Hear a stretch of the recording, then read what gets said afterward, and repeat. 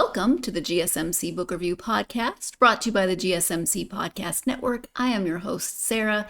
Delighted to be with you on yet another Tuesday, bringing you an author interview. As we get started, I do want to remind you, as always, please like, follow, and subscribe on whatever platform you are either listening to or watching this episode on. Helps the algorithm a lot. It's greatly appreciated.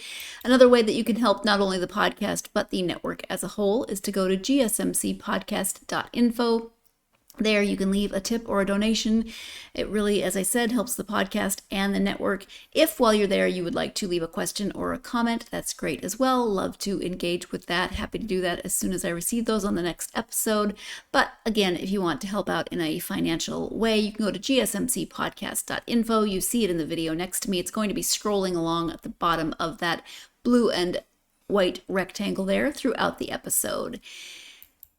How is your week going? How was your weekend? How have things been since I was here with you last week on Tuesday? Been pretty good for us. We actually drove to Sevilla on Thursday. We have had some friends visiting, and they've just had the worst luck. So we're currently having a visit from Jana. We got a storm with a name. I can't remember if I mentioned that last week, but we have a storm who has a name. Her name is Jana, and she's been dumping rain, which we need. But for friends who are on holiday, not so great. They were trying to get away from winter. They flew to Florida. It rained. They flew to Portugal. It rained. They decided they were going to go to Spain, so we drove them to Sevilla, where they decided to stay for a few days. It was cloudy. We got to their hotel, walked from the car to the hotel, the parking garage to the hotel. Beautiful sunshine. We're up in their hotel room. I come out of the bathroom and I look out the window and it is just dumping rain on them, just dumping. And then the next day it hailed. So it's following them. I feel so bad. And then they took the train yesterday to Madrid.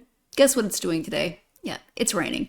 Here, beautiful sunshine, although we're supposed to have more rain tomorrow and Thursday. Got a notification today on my phone that it's supposed to be heavy rain, possible flooding. So it's been crazy. I feel so bad for them. But I mean, they're making the most of it. They're doing their best, and they're not wearing any of the shorts or tank tops or flip-flops they brought, but they're making the best of it. And potty training in the rain. Frost would like you to know that tropical storms. I don't know if it's a tropical storm. I don't know. The storm, Jana. Anyway, he would like you to know that because of Jana, he would like to exclusively pee in the house from now on. And I can't blame him. I mean, I don't want to go outside either, but yeah, anyway. So Chalupa and I don't really enjoy going out in the rain either. Of course, I don't have to do my business outside, but that's what's going on here. And I love the sunshine when we get it. I love all the flowers that always pop up this time of year anyway, but we're getting tons more flowers. It's so green because of all the rain, and just making the best of it as you do. So hopefully whatever the weather is doing, maybe you're getting some spring weather, or hopefully Idaho. I know a friend of mine in Idaho just sent me that it was snowing, which is typical for March. You get spring and some hope, and then it snows. I think March is just a very confused month for weather, but we're not here for meteorology. We're here for books. I do want to say that I forgot at the end of the last episode when I was previewing this book to give a content warning, and that is that this book does involve the subject of grooming and sexual assault. So before we go into the interview and talking about this book, I do want you to be aware of that. You know your own concerns with any of those topics, so please do be aware and decide what to do about this episode accordingly. Now that I've said that, I am speaking this week with author Melissa Connelly about her book, What Was Lost. Let me give you the description of the book. It is her debut novel, and it is reminiscent of Hello Beautiful and the Lying Life of Adults. This powerful narrative delves into social changes from 1970 to 2000 and captures a woman's journey in a pre-Me Too era via the tale of a mother who returns to her hometown to face the perpetrator of her childhood abuse. When a young girl feels complicit in her own abuse, how does that thwart her attempts to build a happy life as an adult woman? When disturbing memories begin to surface, Marti returns to the small Vermont town she ran away from 30 years ago to face her demons. She drags her unwitting teenage daughter along on the journey, heightening already existing tension between mother and daughter. But Marti is determined to achieve what she's returned home for: forgiveness for lies told and revenge for secrets held. Exploring the vast social changes that took place between 1970 and 2000 and turning a critical eye on times before language such as Me Too helped give a voice to these all too common occurrences. What Was Lost is a raw, powerful tale of one woman confronting the ghosts of her past. So you can see that this is a pretty intense topic. It, as I said, it does deal with those topics of grooming and sexual assault, so please be aware of that before going into this interview. And if you do choose to read the book, which is very well worth the read, but it's necessary to know about those things. So Marti is an interesting character because this is 1970. She is 14 in 1970. She is groomed by her art teacher, who does start a sexual relationship with her. And from there, then the things just, she's trying to figure things out. Part of her thinks she might be in love with him and thinks that he loves her. She doesn't know what that looks like. Of course, he doesn't. Things change. Her life takes it takes a lot of different turns. She ends up leaving home at 15, and then we meet her again in 2000, like you heard in the description. Her daughter is now 14, and that is bringing up a lot of things for Marti. Her daughter has a friend. He's a boy. Is he a friend? Is he a boyfriend? Marti has concerns, obviously, but her own experiences are heightening those concerns. She's not always the greatest at talking to Tess, her daughter, about that. She's either way too involved or just kind of hands off and distant, or maybe detached would be a better word. So there's a lot going on, and she's trying to navigate her own experiences, what those experiences mean, how she can seek forgiveness from others that she hurt, for herself who was hurt. Is there a revenge scenario in there? All of these different layers. So having said all of that, let's go ahead and turn now to the conversation with Melissa. Again, it's Melissa Connelly, and the book is What Was Lost. Hello, Melissa. Welcome to the podcast. Hi, thank you very much. Thank you for being here. I am excited to have you here to talk about your novel, What Was Lost. Before we talk about the book, though, if you wouldn't mind just taking a few minutes, introducing yourself, let my listeners get to know you a bit. Okay, I'm Melissa Connelly. I'm in my late 60s, and this is my first novel.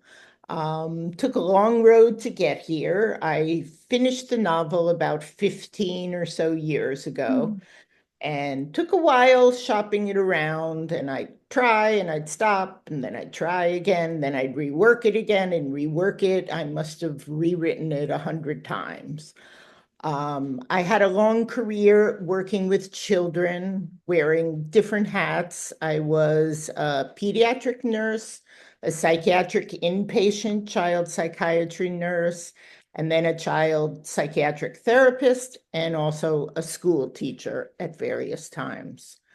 But writing was always in the background for me. It always meant a lot to me. Well, So. that is some good persistence. Good for you. That's great. And I can see where some of your the other things that you mentioned in terms of career paths figure into the book itself. So Yeah, very definitely much. helpful for your writing. As I said, the book is called What Was Lost. Can you give an overview of the story? The story it takes place in two time periods, the early 1970s and the year 2000. It opens in the year 2000, where Marti, a 43-year-old divorced mother of a 14-year-old girl, is being triggered by memories of her at age 14, where she was groomed and sexually abused by a teacher. And she's sort of stuffed all that down and is now reckoning with it, and has returned to her hometown in Vermont to figure it out more, Yeah. dragging her unhappy teenage daughter along, who has no idea what's going on. Right. She knows nothing of this. And it really has, as you read the book, it really has affected pretty much every aspect of Marty's life in terms of her relationships, her mental health, kind of everything. So Yes. she's dealing with all of that. What was your inspiration for the story? Um, it was, I grew up in the era that Marti grew up in, and it was a pretty common story back then. There was an assistant principal in my high school who kind of routinely molested different girls. I didn't know that until after high school, meeting them along the way. But I also knew people who'd had like significant relationships with older men that impacted them. And I just as an adult, one day, bored in an exercise class, started thinking about that and thinking, I wonder what that's like for them now. How do they carry that through life? What do they think about it now, even if they thought they were in love at 15 with this older man? What do they think now? And that was my inspiration for the Yeah, story. and I'm a little bit younger than you, and but even then, I was in high school in the late '80s, early '90s. Still, I know stories the same. So, unfortunately, and I know it still happens, but it, it was more maybe not accepted then, but ignored, I would say. I think both, actually. I think in a way it was accepted.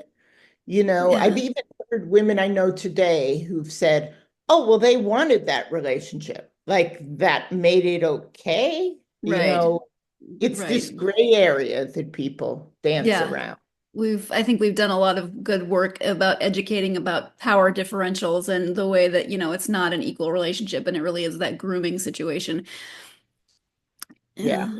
Can you talk a little bit more about Marti as the main character? She's definitely dealing with this. She's struggling, figuring out what her life is like now with everything that she dealt with. What about her as that main character is going to resonate with readers, do you think? I think she's very relatable in the sense that, like all of us, she's reckoning with her past, with mistakes she made, things that went wrong, how they impacted her. She spends a lot of time reflecting on how she was parented by her mother. Her mother was a widow, and now the father's very involved with her daughter, but some senses, she's a single parent. And you can see how the way she was parented influenced the way she parents, and also how she struggles to be different than that. And ultimately, she's like all of us, an imperfect parent. And I Yeah. think that's pretty easy to relate to. Yeah. As you can tell by the conversation and probably from the book description that I read earlier, the mother-daughter relationship is central to a lot of the story in this book. And it's not just the mother-daughter relationship between Marti and Tess, which is incredibly important, but also Marti's relationship with her own mother and how that affects the way she raises Tess. There's, we all have things from our past that we bring forward into our future, and we all have past relationships that we bring forward into present and future relationships, and that's no different here. So we're going to actually continue this mother-daughter relationship conversation when we come back from the break. You are tuned in to the GSMC Book Review podcast, and I will be right back. I feel like I'm losing my mind. Is everybody in the world blind? Please, Lord, give me a sign, a sign. I feel like I'm losing my mind. Is everybody in the world blind? Please, Lord, give me a sign, a sign. I wanna be the greatest. Everybody on the fake shit. I look around and feel like everybody is the fakest. I make this every day and I'm impatient, hoping one day I blow up from the basement. Statement, the top is so vacant. I don't hear shit that I think is amazing. Waiting for my day when I'm playing sold out shows for 1,000 faces. Hey, give me that crown, get in my way and to be put down. It ain't your place, all this my town. If I want that shit, then I'll get it right now. I'm losing it, the noose it fits. I'm losing shit, a stupid myth. You choose to live or choose to dip. You choose to fight or lose your grip and lose a gift. I feel like I'm losing my mind. Is everybody in the world blind. Please, Lord, give me a sign, a sign.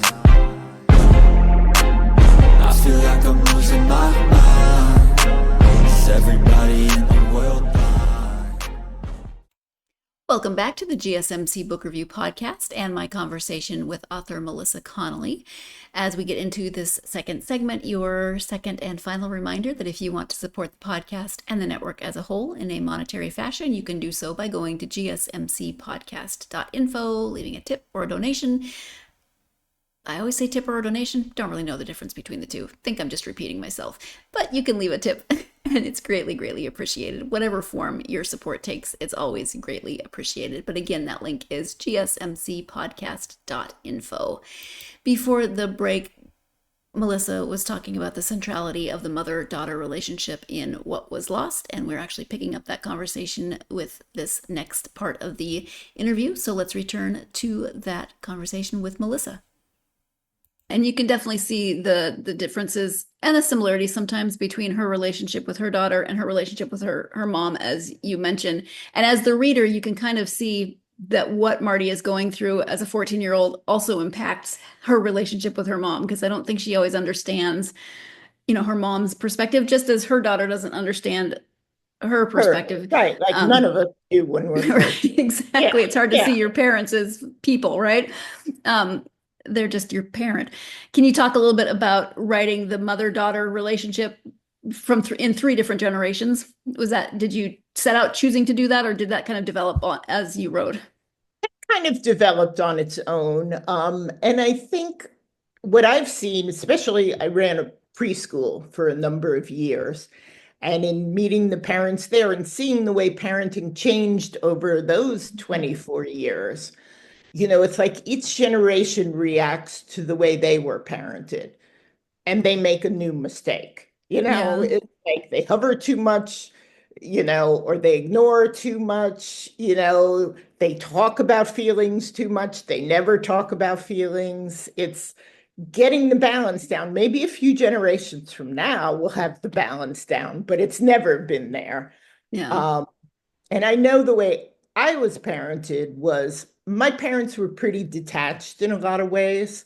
It's that generation, go out, play, don't come back till dinner, or don't Streetlights even. come on, yeah. And my mother was fairly cold, and I loved my mother. I don't mean that negatively. Mm-hmm. But when my children were born, it was really the time when the kids were in the goldfish bowl and, hovering parents. And I had a lot of trouble relating to that. I felt pretty alienated from a lot of the thing I saw around me. So, it's the same sort of thing that Marti struggles with, the back and forth, and she's very inconsistent with her daughter. She's either way too protective or just like, whatever, get out of here. Yeah. Yeah, exactly. It is written from those dual timelines with not current because it's 2000, but current for Marti, in the 70s. Were there any challenges to writing the story that way? Yeah, I was workshopping it when I was in an MFA class, and my novel thesis advisor was my age. And she was like, you have to make the younger generation understand how this could happen. I get how a teacher could have been smoking marijuana with his students after school in the classroom. I know that happened, but they're shocked by that. You have to work it in for them. Yeah. And I find that a bit of a challenge figuring that out. I also did some research that was kind of interesting along the way. I did some research about abortion in that time, and I found out that a lot of the ways young girls would find out where to go for an abortion was from their churches, which sounds so fascinating now. Yeah. But back then, there were a lot of these very liberal churches with big youth ministries, and there'd be a youth minister, and there'd be weekend retreats and all this kind of thing. And that was where a lot of teenagers went to for advice, was to their churches. So Just yeah, that is interesting. Thank you for sharing that because yeah, that does yeah, seem completely counterintuitive, doesn't it? Um, yeah, yeah, this because this is partially historical fiction. You're writing in a past time. You obviously were alive then, so you experienced the time you were writing about. But I always find it interesting to read about different time periods, especially closer because they're both similar to what we live in now and also completely different because things have yeah. changed so much in the last 50 years. So no cell phones, no internet. Marti can't just go online to figure out what to do, as you say, in terms of finding information. She doesn't know a lot about sex or that, so talk about writing, knowing that time period, but also making sure that you're writing it in a way that's going to make sense or, everything's explained well enough for a contemporary reader. Yeah, well, that was what was helpful being in workshops with people a lot younger than me. I remember doing a scene from the book, and people in the class were like, I want to know what they're listening to music on. And I was like, oh, right, this is historical fiction. I have to explain a record and that they skipped and you put the needle on. And so that was helpful to have people kind of triggering that for me. And actually, I found writing about the year 2000 harder in a way, even though, Oh, of course, I lived through it, but it's like, okay, what would Tess, the daughter, be listening to music on? No, there weren't iPhones yet. Were there right. iPods? No, no. What iPods. was it? A Walkman? Was it a CD? What was it? So Yeah, that that took is. some like refiguring. Yeah, and that's the interesting thing I think about, if you're writing historical fiction, let's say in the 1500s or, the 1800s, you didn't live then. So for me, I think writing it so that the reader gets it is, I don't know if it's easier. I can't say that, but it would be a different challenge to write what you already know, like in the 70s, because you don't always think about what people are going to understand, like you were just saying with Right. records or 8 tracks, trying to explain an 8 track to somebody. Yeah, Um, yeah, yeah. yeah, I that's was interesting. once challenged in a workshop, not on this, on a short story I wrote, where the person used the word punk, and it was from an earlier era. And the people in the workshop attacked me. They were like, punk music wasn't out then. And I'm like, yeah, but we had the word punk. Like punk Yeah, music came from somewhere. That word was in use, you know? you said that word, and I thought of about 4 different definitions for that word from various time periods. Yeah, you would have Right, to, right. yeah, Just like interesting. now, brat, people would go, oh, nobody said brat. Yeah, they did. Yeah. This is just for my own curiosity, but talk about some of Marty's clothes in the 70s. And was that fun for you to to write about some of the fashion that the teenagers were wearing? Yeah, it was very fun. It like took me back to the different things me and my friend wore. And it was interesting when the book was being copy edited. I had the phrase India import in there and they Mm, lowercased it. And I was like, no, that was actually a company in the 70s. That's where everyone got their hippie clothes from. I had to correct that. yeah. He's like wearing patchouli oil and all. It all kind of came back to me. Yeah. I could actually, yeah, you were talking about patchouli oil in the book, and I could smell it. So, Yeah, yeah, yeah. And Marty sews herself a skirt out of ties. I hadn't thought of that in a while, but those were actually yeah, popular to yeah, me.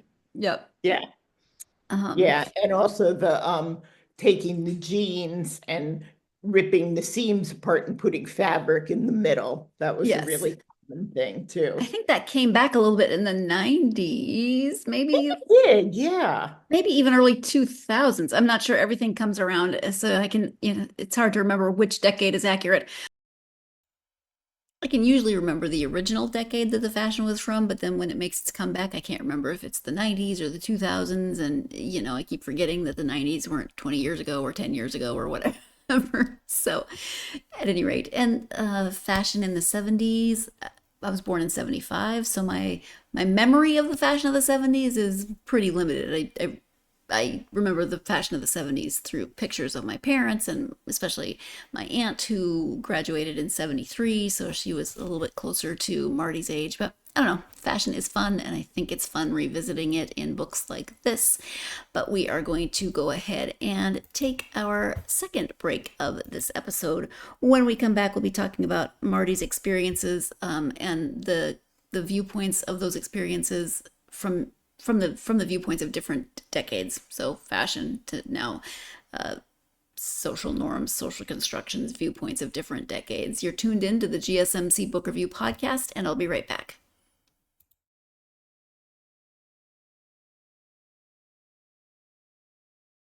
For the best and latest podcasts available anywhere, go to the podcast app on your cell phone and type in GSMC to access free content-rich podcasts on health and wellness, book reviews, sports, entertainment, relationships, social media, movies, technology, finance, and even weird news. Subscribe and download the GSMC Podcast Network's family of shows, available everywhere podcasts are found.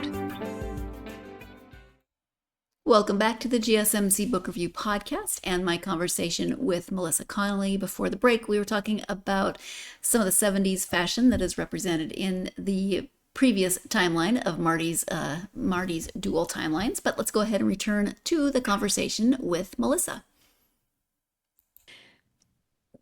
We talked a little bit at the beginning about how perceptions and attitudes have changed towards Marty's situation. So talk about writing Marty's experiences in a way that conveys both the difficulty and then the challenges in her as an adult working toward healing. Can you just talk about your thought process with Marty's character arc, I guess? Uh-huh. Well, I tried to be really faithful to what a trauma survivor would be like. Having worked with a lot of people and having had sudden tragedy dumped in my life, I know how it never goes away. You never really heal from it, but you find a way to put it in a safe space inside you and bring it out when you need to. And that's kind of what Marty's working towards doing. Like, she had to stop stuffing it down and deal with it, but then find a way to put it away again. Yeah. And as she works through that, there's really themes of both. There's the themes of forgiveness, not forgiveness for herself, forgiveness for her mom, her sister, those relationships, forgiveness for the teacher that she was in the relationship for. But there's also she wavers back and forth about whether or not she wants revenge. So as you were writing, was that maybe not a conflict, but did you kind of think through that, which way you wanted Marti to go as a character in terms of forgiveness versus revenge? Yeah. I didn't want it to go too extreme. I wanted it to stay realistic. And a lot of people who read the book were like, oh man, why didn't you kill him off? And it's like, because that's not what happens in real life. These people go on. So I had to find a way of balancing it where the ending was satisfying. She'd achieved something, but not make it over the top.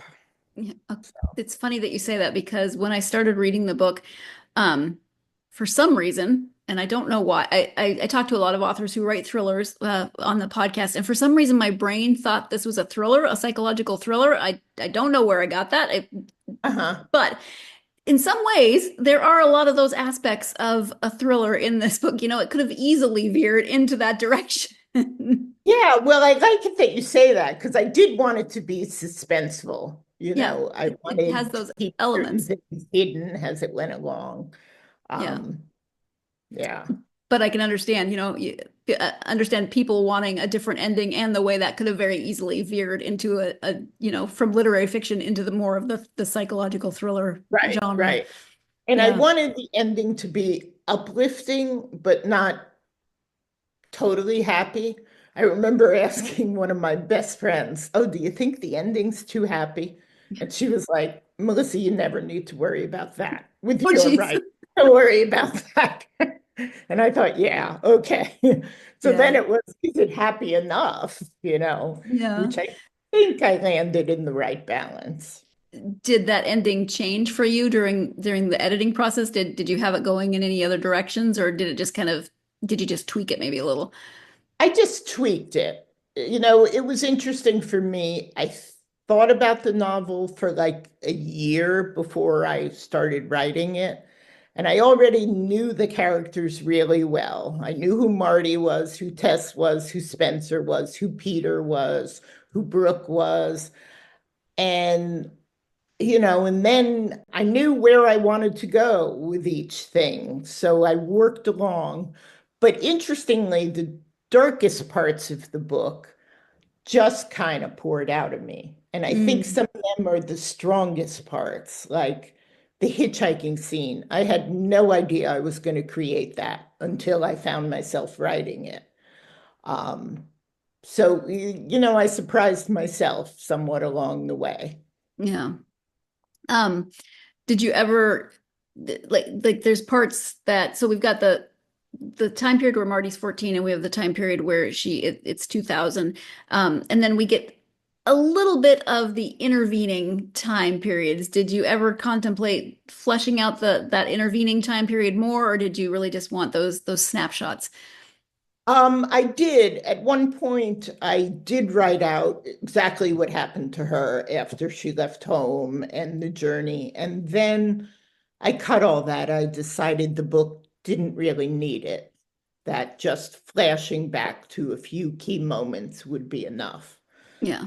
Um, Although there's almost, I would think, a whole other novel in that maybe in just those Yeah, couple of yeah. years after she leaves home would be almost Yeah. a Well, whole the other novel. character that I felt fondest of was Peter.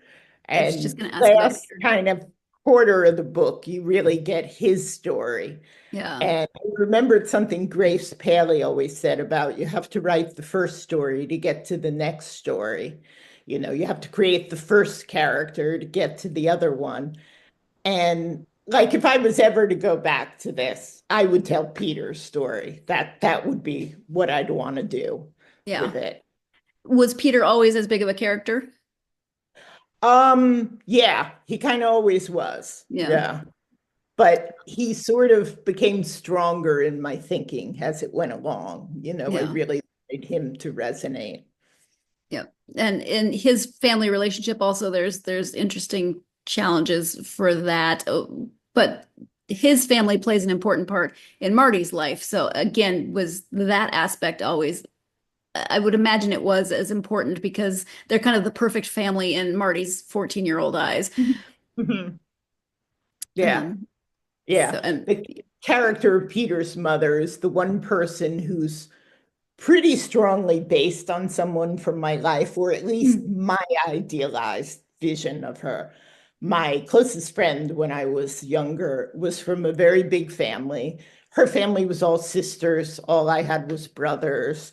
Her mother was a housewife. My mother was a working woman. And I just worshiped her mother. And I thought their family life was perfect.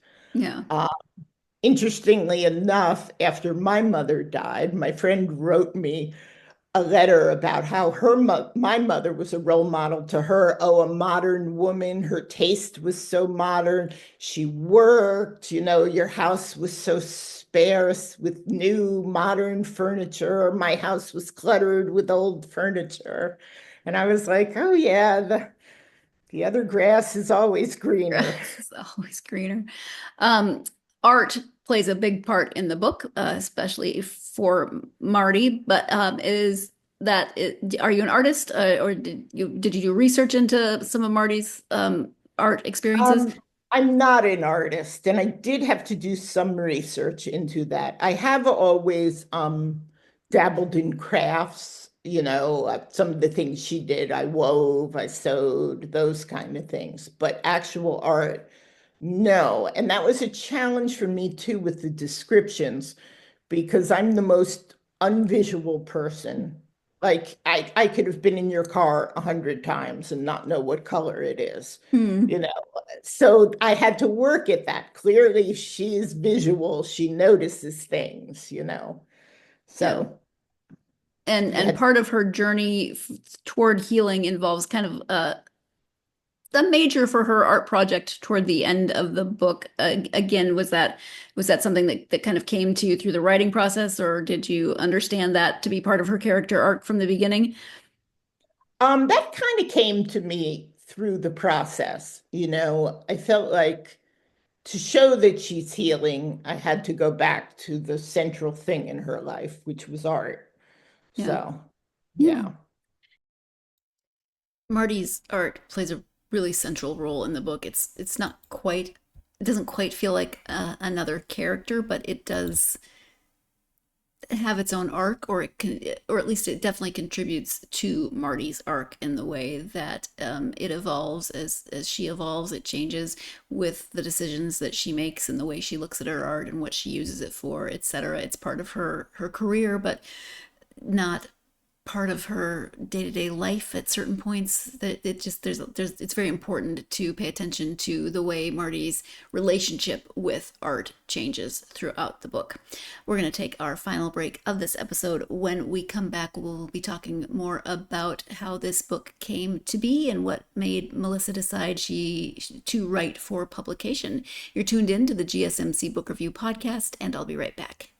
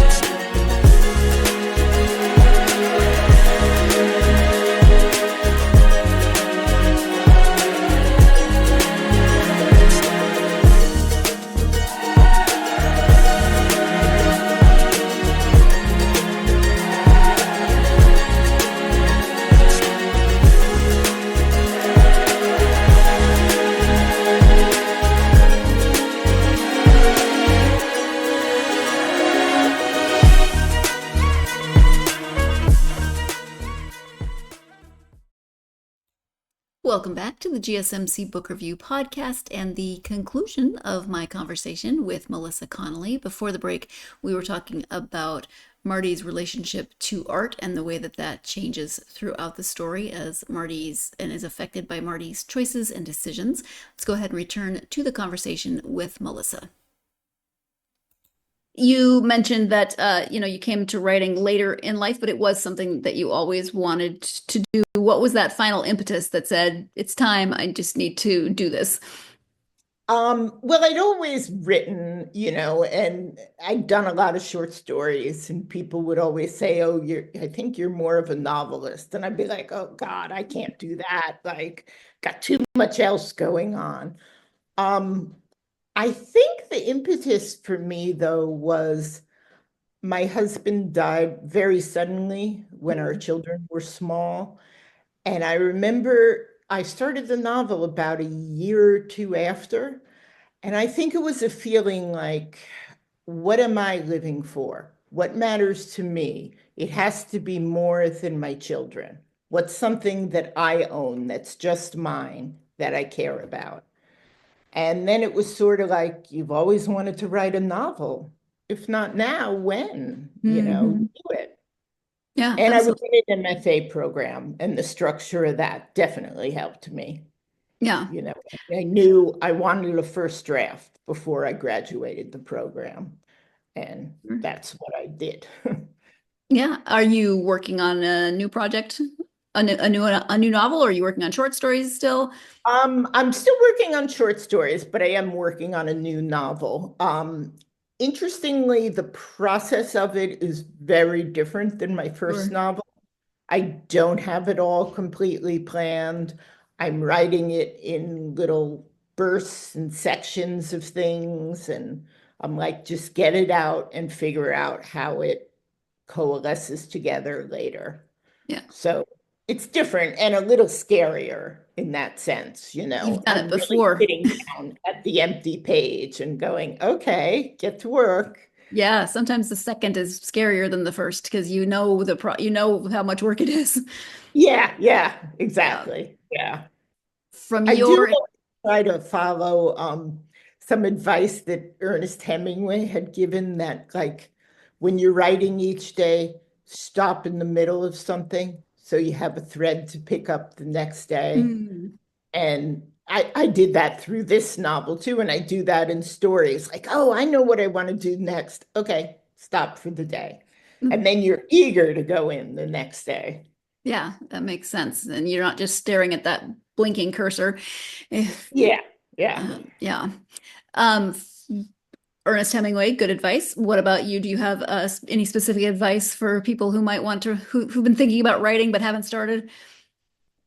I'd say just go for it and, you know, don't give up. Be kind to yourself, be willing to write things that aren't good.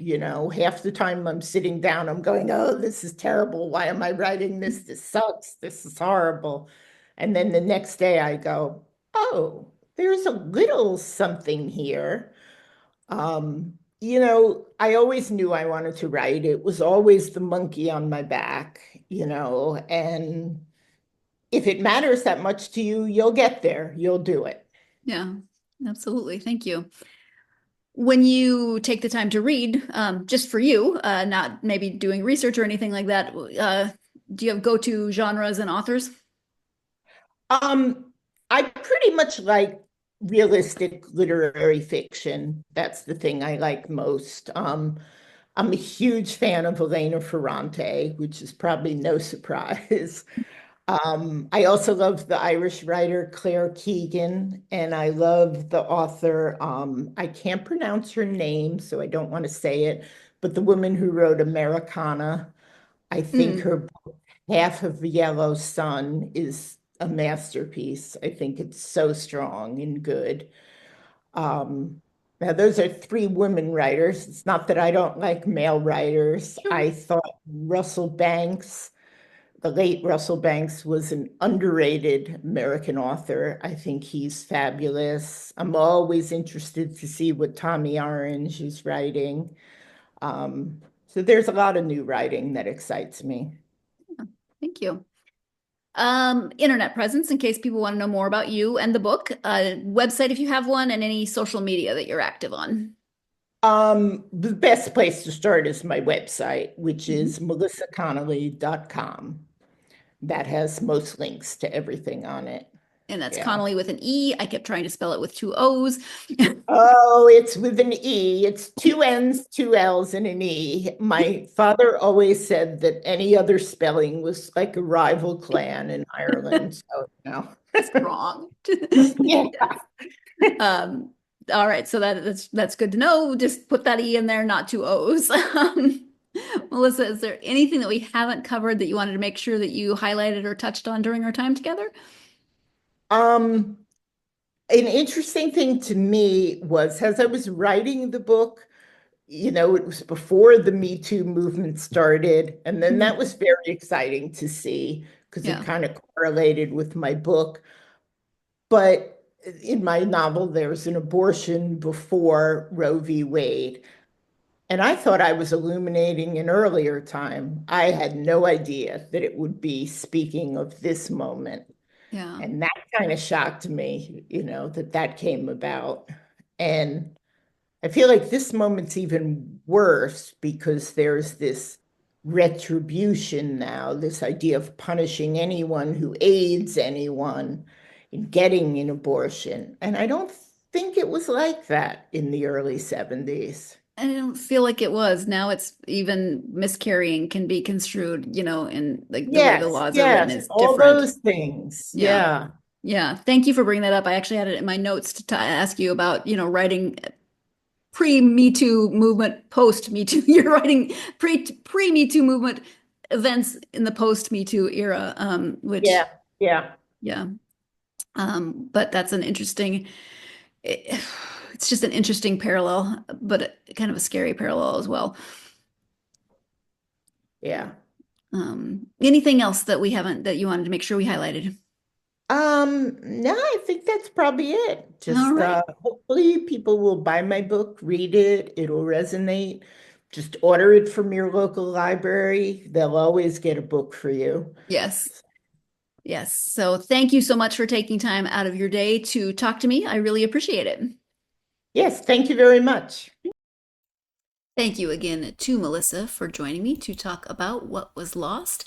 As I said, it's not always the easiest of topics throughout the course of the book, but it is definitely well worth the read. And we talked a little bit about Peter and how I liked him as a character a lot, and Marti is a complicated, complex character who, it's easy to be outside looking in and trying, well, I would have done this, or why didn't she do this, or you need to concentrate or focus on this aspect of your mental health and this journey. It's easy to do that, but this book really does examine the complexities of what it's like to heal after trauma or not heal fully after trauma, and how we continue to live our lives and what that looks like. And then relationships, when your own relationships have been broken or trust has been broken, what do those relationships look like? How does your relationship with your own mother affect the relationship with your children, in this case with Tess, with her daughter? So a lot of different things going on in the book, and as Marti tries to navigate her own life and her own experiences and sort through forgiveness, revenge, etc. So definitely worth checking out, whether for yourself or if you know someone else who is a fan of literary fiction. Go ahead and check that out. And I will hope that you will also join me for my next episode. It's another dual timeline. This next time I will be speaking with Anne E. Lowry about her book, The Blue Trunk. This, as I said, is dual timeline. So we've got 1904 historical fiction starting out in Norway and then moving to Wisconsin with Merritt. And then the other character is Merritt's great niece, Rachel. She is in 2022. In Arizona, among other places, and their lives, and this blue trunk that belonged to Merritt that Rachel gets from her mother at the beginning of the book, and the journeys from there. So please join me for the conversation with Anne. In the meantime, as always, if you are a fan of this podcast, there's a couple things that you can do to really help out the algorithm and get this podcast out to more listeners or to more readers. You can follow, subscribe on whatever whatever platform you're either listening to or watching this episode on. You can also leave a review. Leaving a positive review is incredibly helpful. Please do so for the books that you love. It helps out the authors, but it also helps your favorite podcasts and podcasters to leave that positive review. Doesn't have to be complicated. Don't be like me and overthink it. Just a sentence is great, or longer if that's what you're up to or feel like. If you want to follow the podcast on social media, you can do so on Facebook, X, Blue Sky, Instagram, and TikTok. Love hearing from you. Come find the podcast. Let me know what you're reading, what authors from the podcast that you've read, what your 2025 is looking like in terms of reading goals, reading accomplishments, etc., etc. I hope you're having a great week so far. If you celebrated St. Patrick's Day yesterday, hope you had a good day.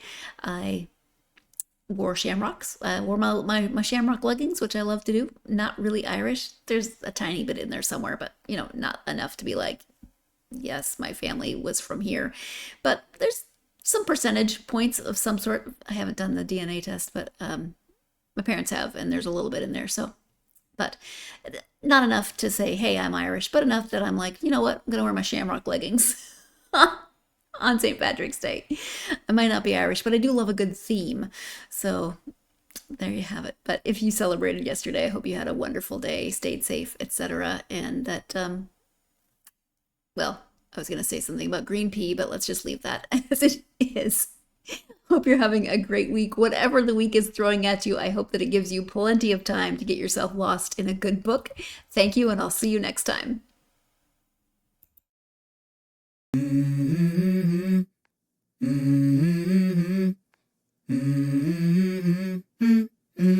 Let's go. I wake up to a little bit of drool on my pillow, feel like it's gonna be a bad day. Yeah, I'm tired of shit, and the coffee ain't hit yet. Damn, ain't that great.